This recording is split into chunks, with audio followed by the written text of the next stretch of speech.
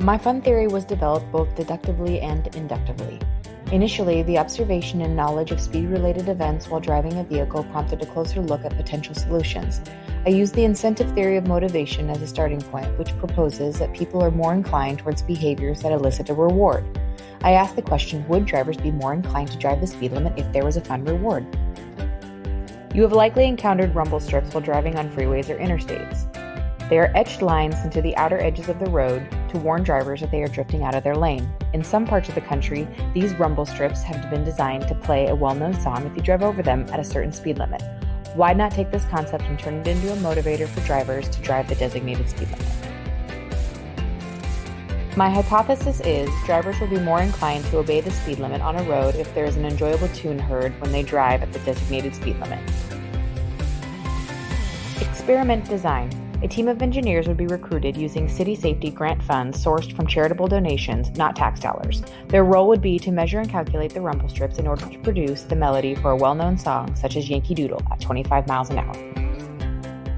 Testing and evaluation. To test this theory, speed radar will be set up outside of a local elementary school where speed-related traffic fines are exceptionally high. Prior to the rumble strip implementation, a control group will be identified by observing the number of vehicles traveling on this road from the hours of 10 a.m. to 12 on Monday morning. Data will be collected and organized into the sample number, sample mean, standard deviation, and further divided into percentages of drivers who drove at or below the speed limit and drivers who drove over the speed limit for more than 50% of the length of the road.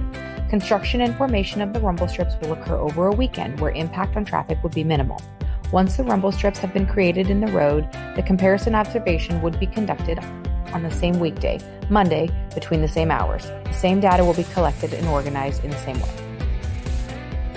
Benefits and limitations. The benefit of this theory is improved compliance to city speed limits and improved safety in vulnerable locations such as outside elementary schools.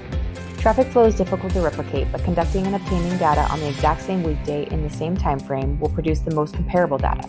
The extremely short timeline of the experiment will not produce the most accurate representation of the population. Ideally, data should be collected over a much longer time period, such as 1 year or more.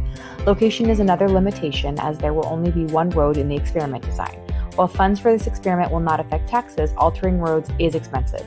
Some possible alternatives to the cost incursion is a temporary full-lane rumble strip that can be removed or relocated for further time. Let's drive this thing and see what it sounds like.